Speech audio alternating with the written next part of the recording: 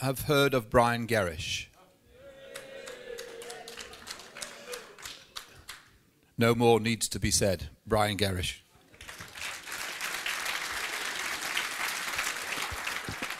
My goodness. Before we start, could I just say that there is actually a government online petition requesting the Treasury to issue these greenback pounds. Right. So if anybody would like to go on there and add to that petition. It's just the basic government online petition. Okay, brilliant. Right, now, it's great to see so many people here. This is quite loud. Great to see so many people.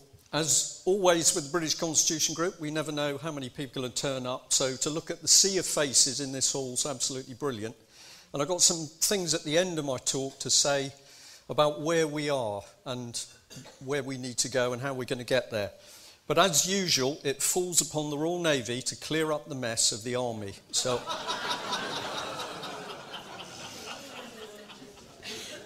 I'll just get rid of that presentation. You couldn't resist that. No. Okay. Congratulations to Brian Gerrish. His common purpose that he discovered 7 years ago has now been taken away.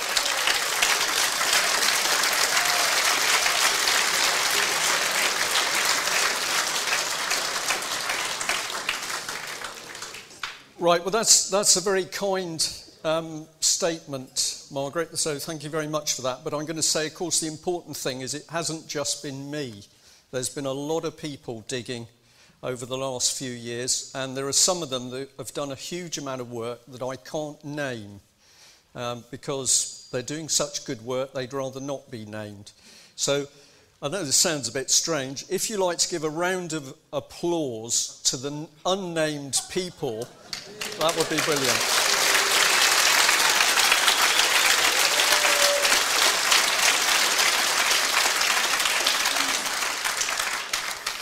Okay, I've got an hour. I'm going to try and do it a bit under an hour so that we can pick up a bit of time for Roger to speak at the end.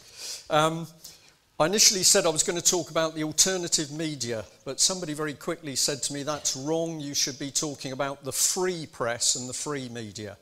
And I think that's right, so I've just corrected it there on the slide. Here's Hillary Clinton, and I'm not quite sure when this was, March 2011, she was saying that the US was in an international information war. And that is what is going on. We are in the middle of an information war. We're being fed unbelievable propaganda. We've got people literally playing around with our minds. And if we're going to fight, we have to understand what's actually going on. This is the key. You can't fight what you don't know, what you don't understand. So with the greenback pound, the Bradbury pound, we're now learning what these people have been up to. And of course, the moment you can see what they're up to, you're well on the way to dealing with it. So if you're sitting there today thinking, well, we're still hearing all these gloomy stories, how do we deal with it as an individual, as a group of people, as the British Constitution Group? The best advice I can give to you is that actually you're starting to deal with it now, because if you understand what's going on, then your minds, your intellect, your scheming plans can help undo this lot. So the fact you're here is a key part to dealing with it. But we've got to know what these people are doing. Now, you've got to be prepared to change things. At the back, so the rear right-hand door, there is a stall the other side with a guy called Dave Barmby. I don't know how many of you visited his stall. Oh, he's at the back. Hello, Dave. Well, he gave me a piece of paper earlier this morning, and it's talking about two organisations. So this is the first one, the Information Research Department. This was set up in Edward Heath's time, and its job was basically to undermine anybody in the public who was getting concerned about what was going on with the movement towards the European Union. So the government was putting time, money, people, resources into deceiving the British public as to what they were creating. And this was the organisation.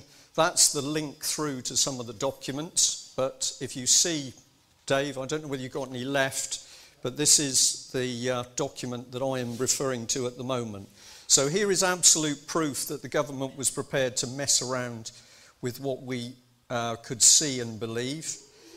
And we can then jump forward to 2008, when the Guardian actually exposed that there was a new unit set up, the Research, Information and Communication Unit, and that was going to manage Al-Qaeda propaganda.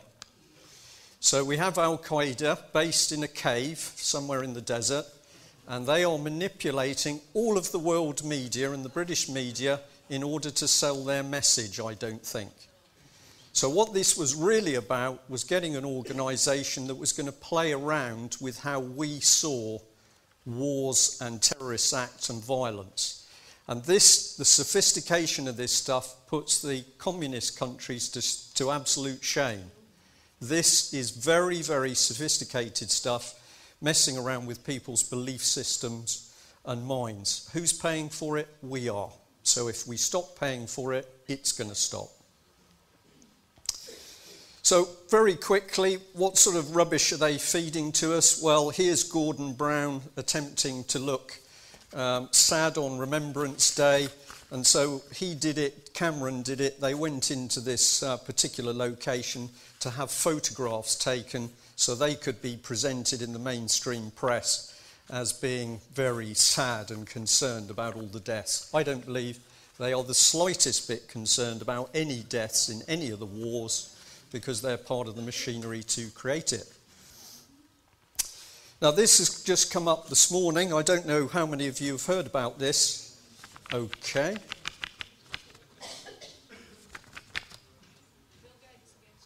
It's coming, is it? Okay.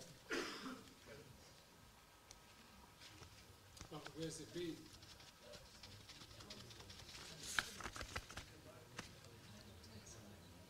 How did you know it was coming? Okay, all right. Right, so this has hit the news this morning that a UKIP couple who were fostering children have had the children taken away for their outrageous political beliefs. And what was interesting, I am told, is that one of the lead social workers from Rochdale was interviewed on TV, and when she was asked if this was local authority policy, she said no. So this tells me that the local child services people are acting outside their authority. Does anybody know where that is? Pardon? Rotherham, I beg your pardon, sorry. I come from Plymouth, so everywhere north of Bristol sounds the same. Sorry about that.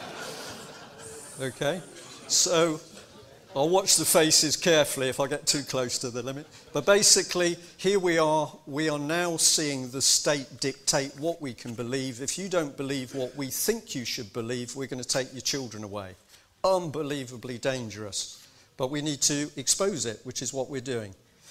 Here he is. He's a liar. So he's apparently gone to Europe to agree the budget. They haven't agreed the budget, but the papers are talking as if this man is doing something sensible.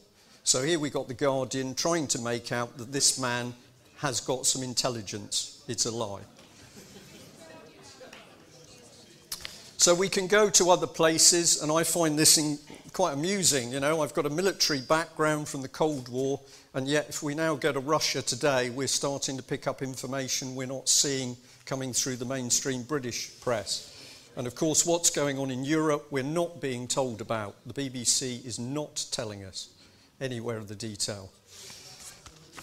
Border agency, well, this is a complete joke, of course, because what they've done with the borders is open the borders, invited people in. We're not going to be squeamish on this subject because the aim is to foment trouble in the country. It's not the fault of the people coming in because they've been invited, but the aim is to pressure everything, pressure resources, pressure people, force the diversity issue. We're not celebrating diversity because what the state is doing is trying to foment violence.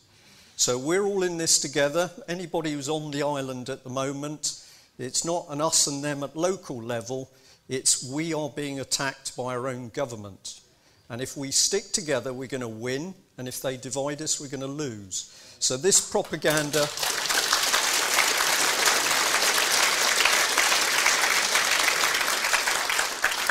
This propaganda is very dangerous. Israel, of course, in Iran, the overseas wars being stoked up at the moment. William Hague disappearing over to Israel to talk about what's going on. We've had senior British Army officers disappearing for talks. They want the violence, because if they can keep another war going overseas, it takes people's minds off what's happening at home.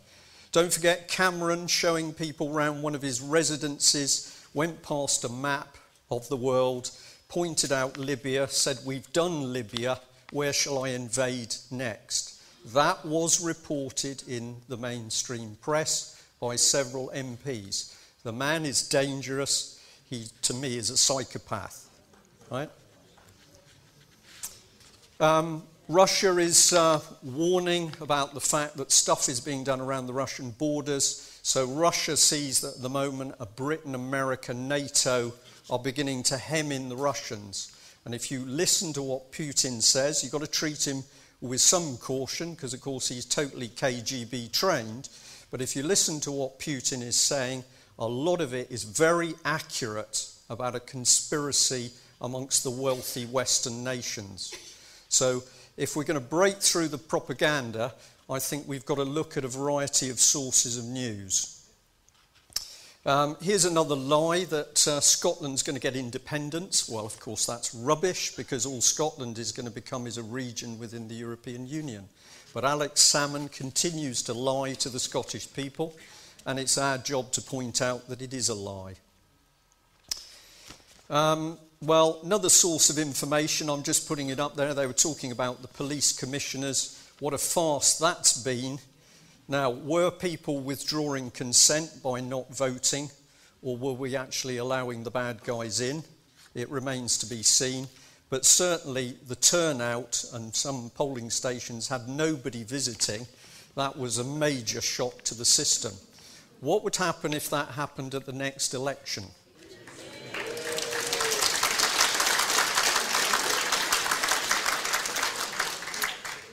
Or all of the votes got spoiled.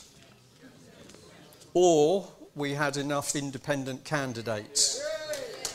One question. I went to spoil my paper, and when they said, do you know how to vote? I said, I've just got to spoil my paper. They said, oh, would you like a complaint form? We've handed loads of these out. Well, there you go. There you go. It can be done. The fact is that most people who could make a change to what's going on in the country actually stay at home because they're so fed up. We need to get them out on the streets. I don't mean that. We need to get them out and be active. So here's the man, and I just had to put him up because he's got dirty hands, this man. And he is common purpose. Now, part of the thread of my conversation, of my talk this afternoon, is about the so-called exposure of common purpose, because I don't think it's as straightforward as we might think. This man is common purpose. He works with common purpose. He promotes common purpose overseas in India. And yet, David Cameron's connections with common purpose were not mentioned in any of the mainstream press articles. Neither was the connection with Francis Maud. So it's not straightforward. But what's the dirt on his hands? Wars. He's very keen about this. You're not going to see David Cameron or any of his family close to the battlefront, because as usual, he's a coward and a liar and a deceiver. And there's the deceit.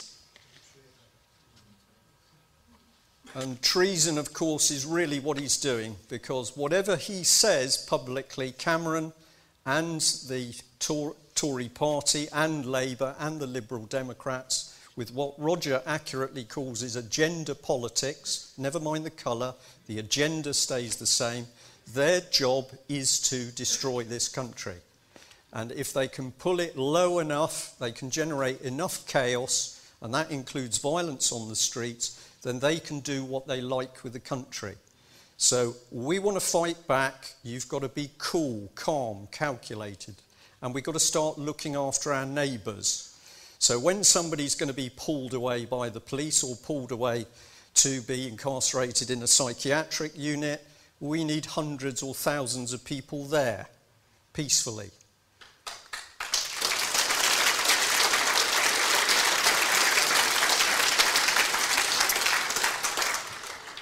So here we've got part of the Leveson inquiry, and this was an article by the Telegraph where it was pointing out that in the beginning Cameron said, he'd exchanged a few emails about horses with Rebecca Brooks. And then basically it started to emerge that there was a lot more than that. So if we have a look at the total, there were 59 different communications that basically started to come to light. And I've just highlighted there, Cameron flies by private jet to join Rupert Murdoch and family on his daughter Elizabeth's yacht in Satonini, I think it is. I can't read it from here. Yep, as you do.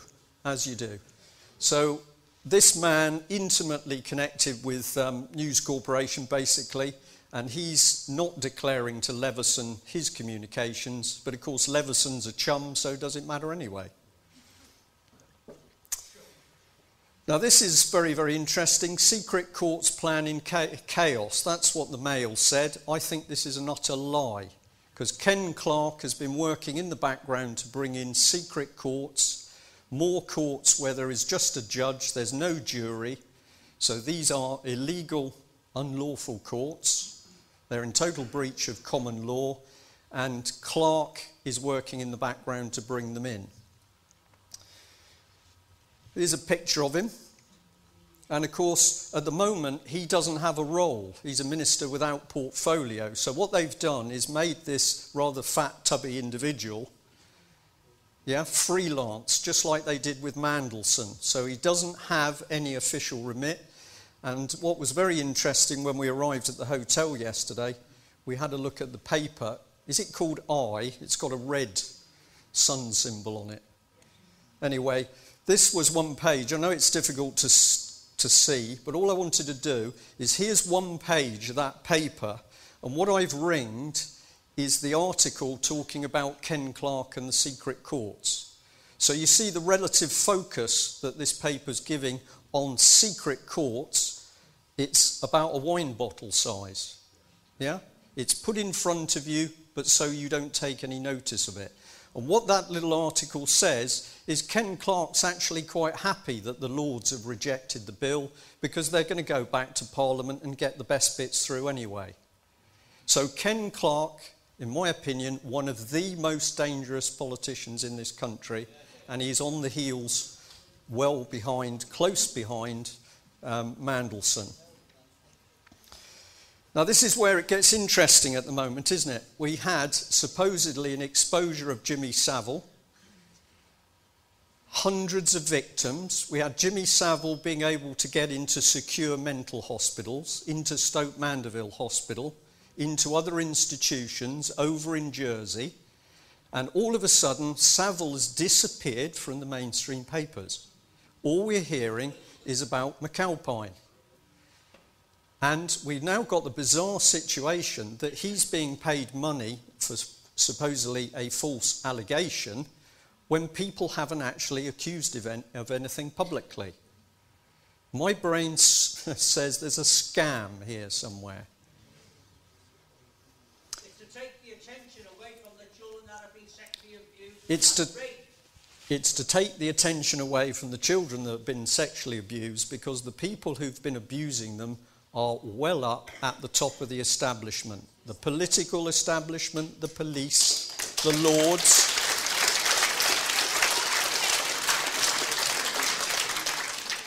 And we're not going to go too far into that subject, but we've seen something incredible with social workers here. We're not against social workers. We have some very good ones talking to us at the moment. But what we are beginning to uncover is that the systems which are supposedly there to protect children are being used to procure children for trafficking, prostitution, and worse. And the people running it are the politicians and the senior police officers.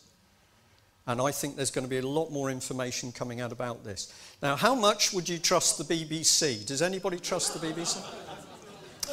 Well, the BBC's just been through a scandal where they've had Jimmy Savile in their midst doing what he's been doing, and nobody wanted to take him on. Yeah, we knew he was a bad man, but we didn't do anything about it, right? So you would have thought that the BBC would then get quite serious about child abuse. Now, the UK column for over a year has been exposing absolutely horrific abuse of young teenagers at Oxford and Cherwell Valley College. We have printed parts of witness statements. We've accused officials. We're accusing them all at the moment of a cover-up. We've printed sections of letters where young people were talking about child pornography being shown to them and circulated at the college. We've printed pictures of the abusers. And what has happened? Nothing. A wall of silence. No legal action. Why? Because they can't go there, because everything we're saying is true. But what we've got is a cover-up which is being run through the child protection system. So if you take Oxfordshire Child Safeguarding Board, on it are all the organisations who are involved in the cover-up. Oxfordshire Council is there, social services are there, the police are there, the education authorities are there. Now what this is the common purpose system of getting people to work outside their authority. You team them up in these partnerships, and then when something goes wrong, they all herd together to protect themselves. Now, the BBC approached me a few weeks ago, and they said they'd been reading the column. They asked some sensible questions. They said they were shocked by what we were talking about.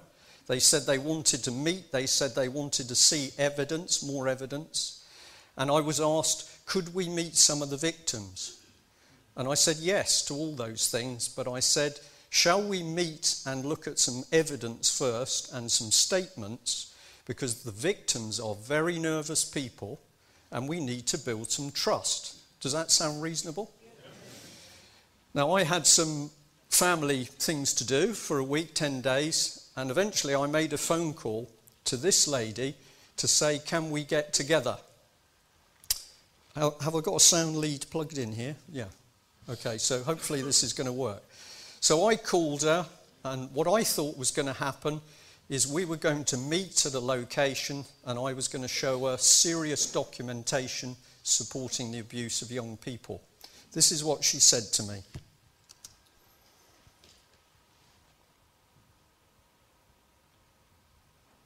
I hope.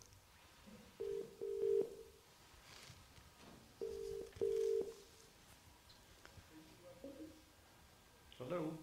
Hello. Oh, hello. Is that Nicholas Stanbridge? It is. Yeah, hi. It's Brian Gerrish from the UK column. Oh, hi there, Brian. We spoke, a week and a bit ago. Yes. I was basically taking a bit of time off with the family last week, and I've been back this week, which is now flown by. But I thought I would give you a call to say, are you still interested in a meet-up and look at some material? At the moment, the answer is no, because I've been landed with a number of projects to get done now before Christmas. So should we put it on hold for the time being? And if I come back to it, I'll give you a call. Well, you can do, but at the end of the day, Nicola, we're dealing with the abuse of children, which, as we're seeing in the mainstream press, we've got extraordinary things happening. I know. And this is not something that, you know, I do not know what is the matter with our mainstream press at the moment, but, you know, what is more important than the safety of young children and young people?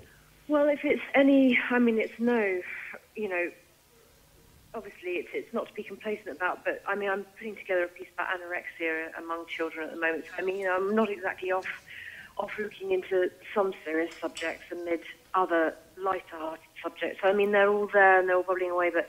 Well, okay, you know, I'm going to say that you came to me, it's a serious subject. We've been battling now for months to break this thing, but obviously it's not very high on your priorities. That's what you're telling me.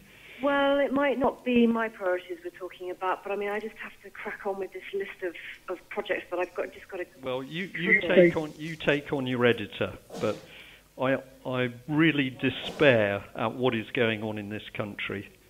We have got these horrific stories coming out about what's been going on in the children. We've got idiots like Little John today trying to make out the whole thing is conspiracy theory. If you knew what, which I'm sure you don't, what they really do to these children, I think you'd want to do something about it. But okay, Radio 4 editors are not interested. That's what you're telling me. Not at the moment, because I mean, we've explored with the council and the police. We've made calls, and at the moment. So what you're telling me is that you've spoken to all the people guilty of the cover-up, and they're telling you that there's nothing in this story, so you've dropped it. Well, we haven't dropped it. I mean, we never started it. Well, give me an idea of what the council have said.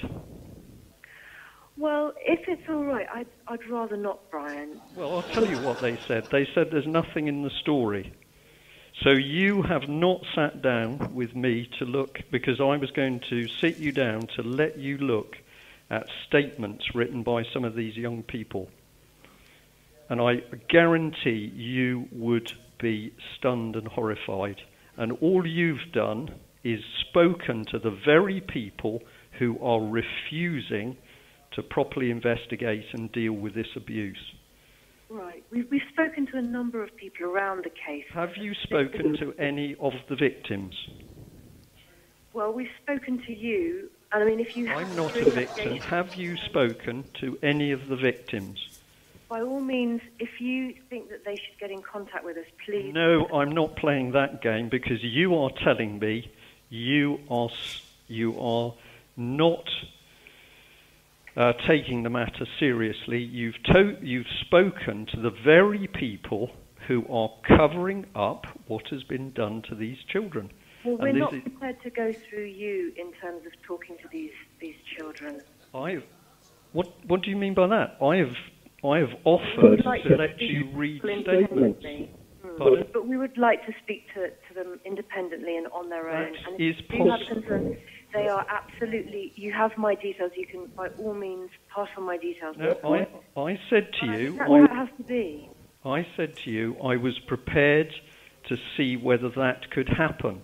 If they want to raise these allegations with the Today programme on Radio 4, you get them to call me. If there are several witnesses and they corroborate what's going on, then we'll take it forward. But that's all I can offer. You think that I'm going to get witnesses? Some of these people are very frightened to make a phone call to you when you are telling me that your investigative journalism is so casual, the only people you've spoken to are the very authorities that are covering this up. Well, we've spoken to other people involved as well. Have you spoken to any victims? I'm letting you have my details, and if there are any victims that you want to ask to call, that's fair enough, Brian. Nicola, please answer the question. Have you spoken to any victims? Yeah, well, we're not going to go through you to speak to the victims. If they want to speak to us, that's absolutely acceptable. But how can you not go through me if I am the person in contact with victims and you're not? You should be controlling victims, Brian, and I think if there are victims, you should let them call me directly, and I will hear what they have to say. Are you suggesting that I am controlling people who've been abused? Well, you are if you're not letting them call me independently. They won't call you because they're not going to call people they don't trust, and what I said to you is trust has to be built up. You shouldn't suggest to people that there's no reason to trust a journalist out of the blue, because you've told me so far that the only people you're prepared to speak to are the very authorities who are covering up the abuse in the first place. No, we've spoken to people around the subject. Have you spoken to any victims? You have my number. Please pass it on to the victims and say to them that I am unbiased and I will listen to what they have to say. So I will not go through you to speak to victims of abuse, Brian. I'm sorry. You are part of the Today, Radio 4 Today programme, is that correct? That's right. Okay. All right. Thank you very much, Nicola. Okay, bye-bye. Okay, bye-bye. So there you have the BBC that has harboured clearly one of the most vile paedophiles and necrophiliacs that we've seen in this country for some time. And they talk to me about trust that people should have in the BBC. And then, do you notice the twist? Who's the problem? I'm the problem. I'm the one at fault because I'm controlling the witnesses.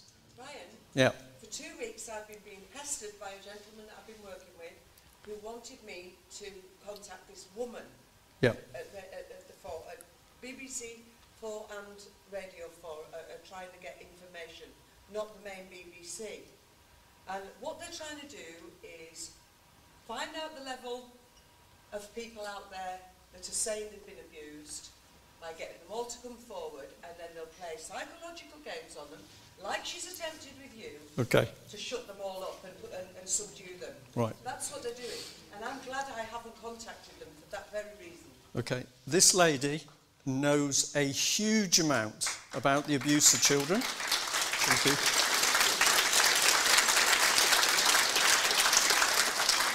What is going on at the moment is a huge fishing exercise by the establishment to see actually how much people do know about the abuse going on. And my view, it's my personal view, it's just a view, is that the BBC is being used to help close down the full and proper investigation to expose that we have a government which comprises people who are paedophiles. Right? So, Lord Patton, of course, is head of the BBC, and he is a common purpose supporter. So I've written to Lord Patton, and I've asked him if it's true that there's been a close down on editors that they can't investigate child abuse. So we'll wait and see what he has to say. Right. That sounds very much like common purpose trade to me. Yeah, but it's great, isn't it? Because you can hear it, and when you can hear it, wow, we know what these people are doing. That young lady is going to have a career in the media. I've sort of had a look at her picture, and I think we should get it on the front page. Right, here he is, crony of David Cameron's, in my opinion. So he's going to investigate, the press and free media. How many of you believe there's a free press and a free media in this country with regard to the big name papers, BBC, ITV? Do you believe it's free? Do you believe it's honest? Okay, well, you told me that. Just remember what you've just told me. So here he is. This is in his little boy blue suit. He's pretty, isn't he? Yeah? And we've learnt in the paper over the last couple of days, and it is true because we've checked it, that when he's delivered his report on Thursday, he's going to run away to Australia to give a talk in a Sydney university. Oh, they'd stop So, criminals to all right, I'll have to do that. You can come again. Right, so here it is, an unmissable one-day symposium with special guest presenter Lord Justice Brian Leveson. So he is not going to take questions on his report in UK. He's going to run away on a jet to Australia. Why do you think he's doing that? Because it's a complete crock of rubbish. Yeah? This is an exercise to get in place state control of the media. Now let's have a look at the exposure of common purpose. A lot of the papers reported, the Mail did 11 pages, the Telegraph reported, the Sunday Times reported, and the Sun also. This was the Sun. I love the headline, "The Lefty Plotters with One Common Purpose to Gag the Press." And they did a nice little diagram linking all the people together, and they really talked about common purpose. This was incredible for me because, you think initially it's all your Christmases come at once. This is, I think, part of the... this is their comment. I'll just read it if you can't read it at the back. "We examine the spider's web of connections between those figures trying to gag the press. Their names may mean little, but they wield immense power. Linked by their left-wing politics, personal friendships, or cushy posts in the state sector, this incestuous cabal has long wanted to ban stories uncomfortable to the liberal elite. Many members have links to an organisation called Common Purpose, whose common purpose includes greater press regulation." Sounds great, but notice the spin. It's lefty. So where was the mention of Francis Maud and David Cameron and Chris Patton? All pushed to one side, because this was just being used as leverage against what started to happen with the press. This is a game being played. And I believe we're going to see Common Purpose collapsed. And I think they're going to do it because they're desperate to stop people looking in the right direction. If Common Purpose is collapsed as an organisation, it's discredited, they think everybody's going to go away. And I'm going to say to you, the important thing to remember is Common Purpose was the spearhead of an army to get the right Common Purpose people into the right jobs. Now, that Common Purpose agenda is already spreading in other organisations. And I think they are going to collapse Common Purpose to try and fool us that it's all gone when it hasn't. And one of the things that we've been told about is that Common Purpose accounts are in a bad way, so they're borrowing money from their own trustees. And I believe that at the moment, the National Westminster Bank is one step away from putting a receiver in place. Now, the interesting thing is you can't run a charity unless it's absolutely financially perfect. If there's any doubt it's above board, the charity has to be closed, but not Common Purpose, because Common Purpose trains people in the Charity Commission. That's how it works. That was a close-up of their little diagram, and they were pointing out the links particularly with the Media Standards Trust and Hacked Off. How many of you saw any of these reports? Right, it's very interesting because that's a spread of papers. What we will do is make sure we get a special programme out where you can read what the papers said. A lot of very accurate information. So that was from The Sun. This was from the Sunday Times. A little bit clearer. But the key point was Sir David Bell, who's chairperson of Leveson's panel. He had started with Julia Middleton the Media Standards Trust, that's over on the left-hand side, and they had started the Hacked Off campaign, which was campaigning for an investigation into the media. So Sir David Bell started the campaign, and then he gets appointed to Leveson's panel. Nice, isn't it? And then what they show is that a lot of the people called to give evidence at the panel were also Common Purpose people. So what we watched with Leveson was a game being played where the ultimate result is Leveson's report, and we're pretty sure he's going to be recommending state control of the press. Now this is very, very interesting. We got a heads up on a guy called Julian Petley, and he was blogging about what the Mail had written. And we thought he was a bit of a cheeky what's-it, because that's a front page from the UK column. Common Purpose exposed, and what you're looking at is the Leveson inquiry team. So this is plagiarism. So he's broken the first rule of journalism, but this man was heavily criticising the Mail's report on Common Purpose. And if I read this very quickly, with an eye on the clock, the Mail's so-called investigation is drenched in the language of conspiracy. Common Purpose is compared to a giant octopus and a matrix. Significantly, one of Icke's novels is entitled Children of the Matrix. The Bell-Middleton network has apparently subjected the Leveson inquiry, which is of course the Mail's real target, to a process of infiltration. And the paper pulls together a truly amazing cast of characters in order to try to persuade its readers of the incestuous relationships that intertwine throughout the inquiry.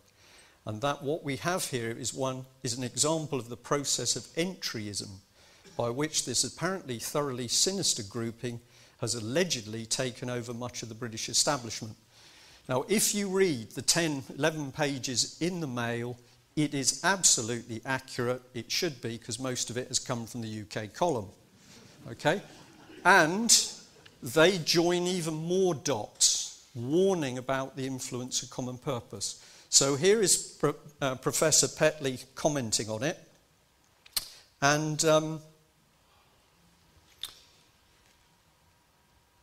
this is part of this gentleman's campaign group. So he's a professor who was used to give evidence at Leveson. He also runs a campaign group, and he attacks the Mail story, calling it conspiracy theory. Now, I spoke to him on the phone, and I asked him on the phone, and I have meticulous notes of that phone call, and I said, have you got any factual information in front of you, or did you have when you wrote that article? Because I know what the Mail and the Sunday Times and the Telegraph and the Sun said is true. And he said, well, I referred to 2 Guardian articles. And I said, well, the Guardian has been supporting the Media Standards Trust, so it's compromised. Did you have any factual information in front of you? He said, no. So a man called by the Leveson inquiry to give evidence on probity and good practice in the press penned an article criticising the paper when he was not aware of the facts. It's good, isn't it? Shall we look at him a bit more? Here he is. We found him on a website. We're delighted to announce Julian Petley as our second to be confirmed keynote speaker. He will be giving the talk, The Many Mythologies of Snuff. Do you know what sort of snuff he's talking about? Snuff movies. We have a man called to give evidence at the Leveson inquiry, and in the background, actually, yesterday and today, he's part of the lead speakers at an event at Bournemouth University talking about snuff movies. And one of the things they're saying is there's an urban myth. There aren't real snuff movies. We, the commercial media, make horror films called snuff movies, but there are no real snuff movies. I suggest this man is very, very dangerous. And that's what I had to say in a telephone conversation with Professor Petley. He admitted to the UK column that in penning his Inform article attacking the Daily Mail, exposing Leveson's common purpose cabal, he did not have any factual information or evidence on the subject in front of him. I framed that gentleman as well, and I see him on a page. And here he is, giving evidence through to David Bell's hacked-off inquiry. So we've got David Bell, who's a chairman of Common Purpose. We've identified paedophiles in the Common Purpose network. And now we're going through and we're following these dirty, grubby people. Here's the advert for what Bournemouth University is doing. And if you can't see the image at the top right, it's a naked woman on a playing card. She's been cut up with scissors. That's what the public are paying for, because we are paying for the education at Bournemouth University, and that's one of our lead media schools. If we're going to fight these people, we've got to understand that they are controlling the media completely, and that's why the free press and the free media, we've got to support it. We've been waiting for this man to come out the box. Ian Hislop, Private Eye. Now, Private Eye, over the last 5 years, has written some superb articles exposing fraud and corruption. But we got interested because they never talk about solutions. They never talk about what the cause is. They never link it to the fact that senior government ministers are allowing this to happen. We sent Mr. Hislop some information about Common Purpose about 6-9 months ago. We exchanged emails. So he has had real detailed information about Common Purpose. Sorry, what's the programme called last night? Have I got news for you? Pardon? There's a report by the programme last night. Okay.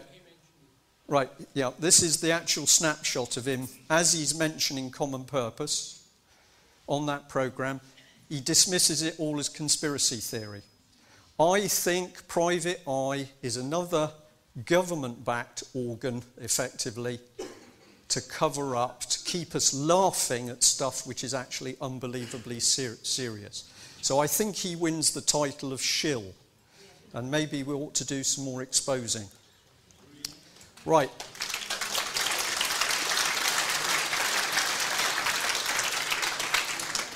We're here to talk about fighting back, all right?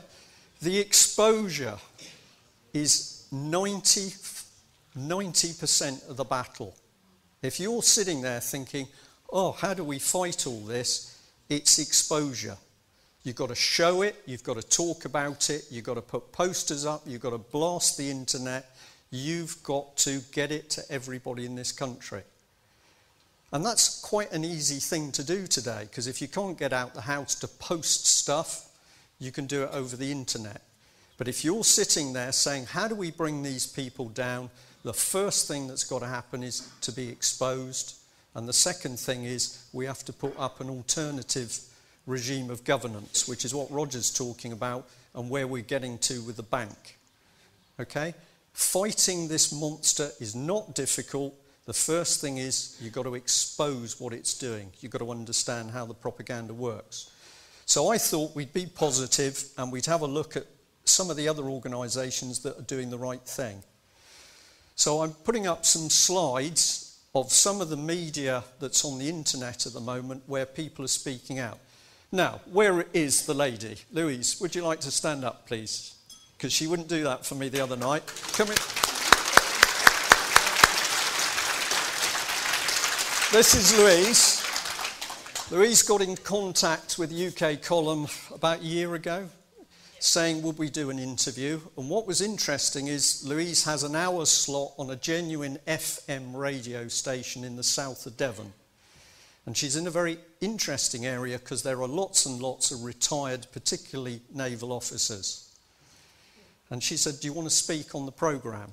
So I did speak on the programme, and I said a few things. And I think I'm allowed to say from that time, the viewers have gone up and up and up, or the listeners on that radio programme, to the extent they've had problems with the servers coping. Now, Louise has had a number of people, not just me, but people who will talk about real subjects sensibly, but not holding back. And since she's been doing that, the listeners have skyrocketed. Is that the right word? Yeah.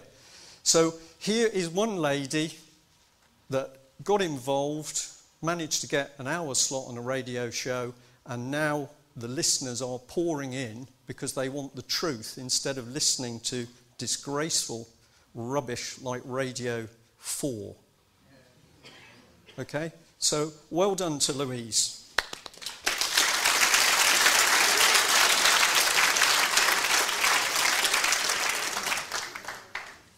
I can't say this is for Mike Robinson, because Mike Robinson's from north of the border and this is the organisation south of the border. But TNS Radio in Ireland gave the UK column a certain amount of computer software, which meant that we could link our programmes up with them on the internet. So when we're broadcasting, it's also going out in Southern Ireland. And there are other people now starting to link in together. So we say thank you very much to all of you for your support and donations and those things, because that's given us the equipment to do the broadcasts we're doing. And now we're picking up more people on the internet, including in America, for example, who are retransmitting. So what we've got to do, and that is we've got to make sure we own the free media. Let's sideline the BBC, because they're a very nasty organisation.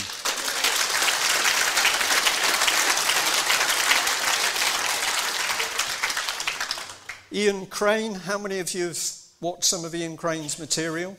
Brilliant, okay.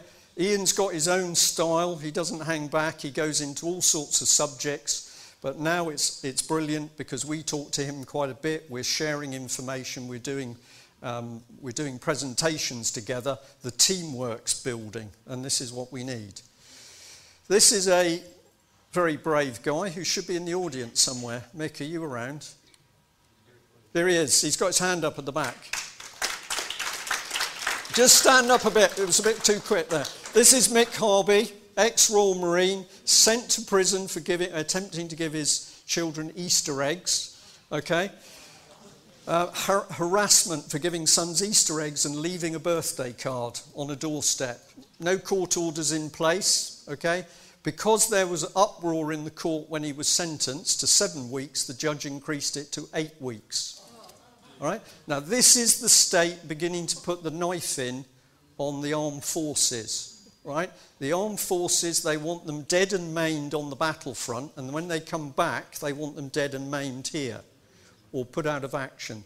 Now, what Mick has done is not hung back, but he's fighting in the courts, and I know he knows a lot of the stuff that's been discussed this afternoon about how the courts operate and what to do. But he also got on the internet. This is his personal Facebook page with 30,682 supporters. This is how we can take over this system, okay? Never mind the government officials that are spying on Facebook. We are capable of absolutely taking over the whole system. I haven't got 30,000 people on my Facebook page, mainly because I don't really understand how to work it. But how many people in the room? We think it's about 300 plus. What would happen if we each were talking to 30,000 people? You can do it, yeah? And if we do it, the lid's going to come off what's going on. Here's Alex Jones, right? Now, Alex Jones, how many people listen to him? Alex has got his own personal style, very in your face, very brash, very American, but he's there doing it. And I will say from this platform, I have absolutely no doubt he's genuine and he's doing a great job. And now there's link up between UK Column and him and other people who are all trying to get the word out. David Icke, if I had a choice, believing Cameron or David Icke, not difficult, is it? And this is the man who was warning about paedophiles in high places, including Savile, years ago. So he's not getting the recognition he should. From mainstream, he won't. We need to give him recognition.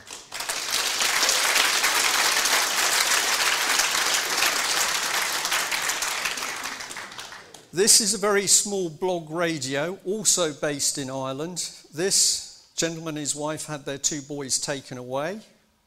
He's very, very clever. He knows all about the psychopaths and the psychopathic condition, which is now causing the problem. Because in government, in political parties, they're recruiting psychopaths or people who are defective personalities. That's why you can see somebody absolutely lie, but it doesn't affect them. They can't even understand why you're upset. So if you want good information, have a look at that site, Free Thinking Voice, and he's got an interview by an American social worker called John. It's phenomenal. Brian, yeah. Can you just quickly explain the word psychopathic? Because I think sometimes people, when they hear such words, they have visions of a madman running around, but in reality, there's a completely different personality. Right, that's why I've pointed you to that site, because on that site, he is now getting psychiatrists and clinical psychologists coming on to say, of course, it's not just a madman running around with an axe. There are different personality types, and we've got to be accurate in what we're talking about. We're not talking about people who are ill and have got problems. We're talking about something different. And I'm pointing you at that site. Where are you? Because he is talking about it accurately. Yeah. Okay? So I recommend that site. Here's Patrick Henningson, 21st Century Wire. Patrick working with UK Column on overseas things. He's pushing out brilliant information, including about Savile and the McBurger affair, McMountain. I've forgotten the name. It will come to me in a minute. Okay, UK Column Live. So with encouragement from TNS, we started pushing out this live show. It has been phenomenal, the reaction we're getting. Mike's sitting there at the front very quietly. If he didn't do all the stuff to make this happen, it wouldn't go out. We're going to increase the number of programs we're putting out. We're doing the news every day from 12 to 12:30, and Thursdays is a 2-hour show from 2 till 4. We're getting a phenomenal response. So, how many of you watched it? Well, blimey. Okay, brilliant. Okay, sorry? I watch it while I'm doing ironing. I pop it in front of telly. Okay. No, I was going to say something about that, but I'm not going to do it. Yeah. Before you finish, can you give Kevin a mention? Yeah, okay, I will do. I know Roger is twitching at the moment. One of the shows there in the studio, we've been, the one person who did attack us over what we were doing maintains that we're in $1 million studio in Plymouth. Who's been in the $1 million studio? Okay, it's not quite $1 million, is it? But we're doing it, and we're going to have a new studio look at some stage fairly soon, so that we can do some other things. But we know this is now being watched by the mainstream media. You know, Brian, we're rebroadcasting UK Column and Awake Radio as well. Thank you very much. Okay. We're open to take local stories. We're very interested in this. So if we mimicked the mainstream news where you do the main bit and then you did local news, if any of you have got, well-researched stories, you've got a little video clip, or we'll do a Skype interview with you, we're interested in doing it. We're not saying we are the only people. What we're saying is give it a go. Start your own web, blog, radio, and see what happens, because we've got to get this spread. And how many subscribers do you have? I think the best way I could say is that we've had to recently upgrade. Mike, do you want to say something techno-babble here? I see the views on YouTube, it's always about 300, 400. No, that's if we do an ordinary half-hour news show, we're now, I'm going to say, at about 480 people listening live. But part of that was that we had problems with the bandwidth available to us. The 2-hour show on a Thursday, we're up to over 2,000 people live. Do you reckon? Yeah. But the key thing is within 24 hours, because obviously people like to watch it at other times of day, we're into the thousands, and we know that YouTube is not printing, the proper numbers of hits. So I'm going to say it's high thousands, but it's being taken in the States and pushed across as well. Yeah. So, there's, with respect, there's 300 of you or so here. And we're now saying we're sitting in our own studio for half an hour and we're getting the same audience on a daily basis. So we're going to expand it. Here's some of the front pages, and we're saying the column's still reporting stuff other people won't. And a bit of blatant advertising. The 9th of December up in London, Ian Crane's put on an event which I'm speaking, Patrick Henningsen, Ken O'Keefe, Ben Fellows and Ian Crane. So we're really going to try and hammer Leveson. And I'll just bring you back. What we're doing is rebelling. So we are saying we can see what you're doing and we're waking people up. And we've got to keep pushing at that. I believe there are mainstream press and reporters who are paying attention to what we're talking about. The bosses are controlled, but reporters are beginning to wake up. So you want to know what to do, talk, push it out, email. If you don't like our material, push out the material from other sites. Stay in your specialist areas. If the courts are not for you, don't get mixed up in them. Leave the courts to people who know what they're doing. Yeah? If your thing is food, do food. If your thing is the media, stick in media. Imagine it as an army out there, and the army isn't just the people on the front, is it? It goes way back to the people who were making the bullets. And you might be the person that's putting the fuse in the end of the shell. That's a really important job, because if the shell doesn't work at the front, you could lose the battle. So as long as each of us are doing something, some little job, and we have enough people doing it, we're going to be hitting these people. Our prediction is we're going to see some amazing stuff in 2013. And I would like to say the money is important, because that's driving everything. So I fully support the drive to look at the money system. I say, if you want to get the lid off this thing, do not let Savile go, because the media wants this thing hushed up, and I believe they've already got senior police officers trying to diffuse the investigation into these... Pardon? Don't let McAlpine go. He's the key. All the newspapers have just said this terrible thing where he's been falsely accused. He was not falsely accused. There are a whole lot of paedophiles all over the country, for as long as I had anything to do with psychology, who were talking about McAlpine.